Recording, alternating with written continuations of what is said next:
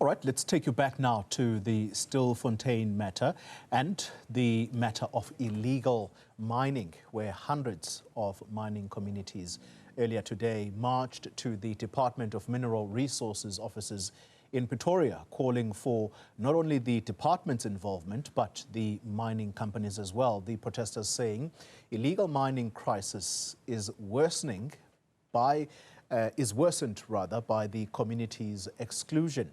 For reaction to the protest and the ongoing situation in Stilfontein, and that's where scores of illegal miners remain underground, I'm joined now by Makhosonke Buthelelezi, Mineral Resources spokesperson. Mr. Buthelelezi, good afternoon to you and thanks for your time. Why has it taken the department so long to make its voice heard on the Stilfontein matter? Thanks, Oli.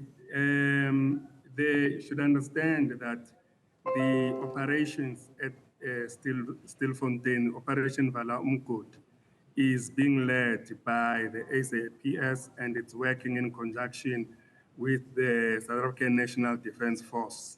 So that is why they are at the forefront, and we are at the backseat. We're working with them at neck joints and all those structures. So that is the reason they are the one who wanted to give them space, because they are the ones who are leading the operations.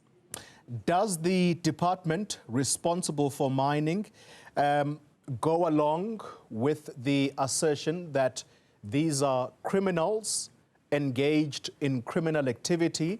We are not going to send any help. If anything, we are going to smoke them out.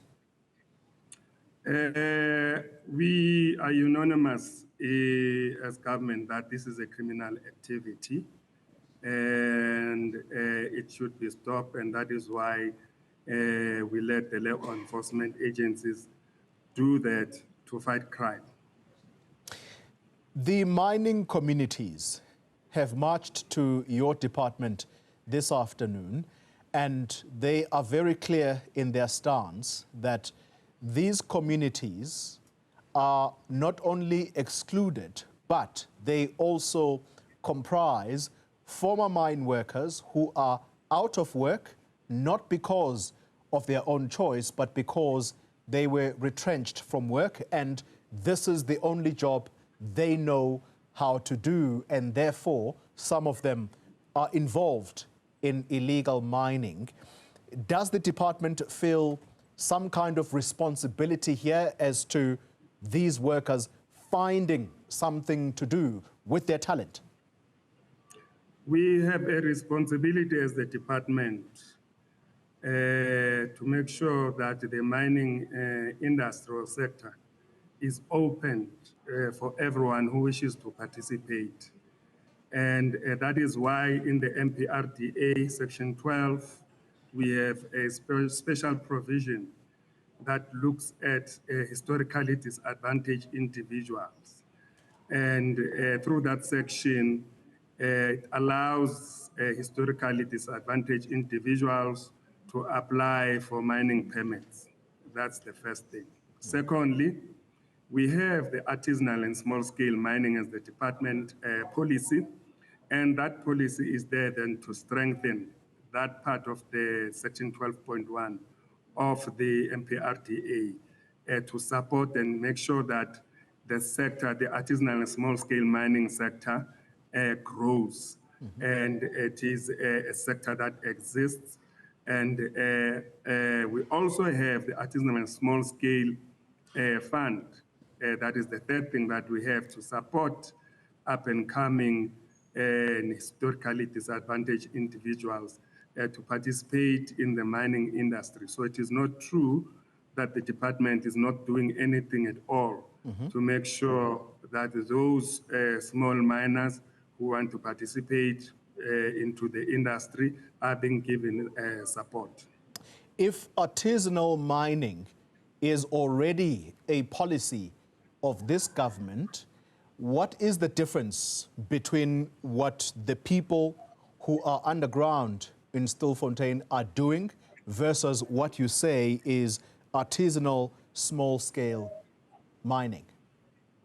Well, there is a huge difference. Firstly, artisanal and small-scale miners tend to take a formal approach. They are registered with the CISPC as a company or as a cooperative. That's the first thing. And secondly, they are formalized, right? And they adhere in their operations, they adhere to environmental laws, and also they adhere to the MPRDA, and they also have authorization in terms of the mining permit that they get from us. That is the difference. Illegal miners, one, they don't have authorization, they don't have a permit to mine. Two, there is violence involved. There are gangs, and there are mining practices that do not adhere to environmental safety. So that is a huge, huge difference between illegal miners and artisanal and small-scale miners. Final question to you, sir. The process by the department to close these mine shafts, the very ones that get exploited by illegal miners, how far are you from closing them down throughout the country? So we have so far closed about 295 openings and mine shafts. And to this year, we are planning to close about 40 of those. And we obviously going to prioritize these hotspot areas. And that is as far as we are concerned. That is as far as we have gone, and that is an ongoing activity. But over and above that, we also are monitoring mining operations, mining companies, to do concurrent rehabilitation. That means if they've been mining in this shaft and for them it doesn't make business sense anymore, and we monitor them to rehabilitate such mines. And if they have to close, to shut it down, and they need to do that. So that is as far as we have gone with the process. What is the cost implication for the department in shutting down these open holes? So this year the budget, it's on average about 131 million. That is the budget that we have for shutting down these holes. And per year, how much do you spend out of that? I don't have the figures now. I would have to check for you. All right. Hopefully, we are going to continue gaining access to you, Mr. Makhosonke Buthelelezi. For the time being, thank you very much for your time.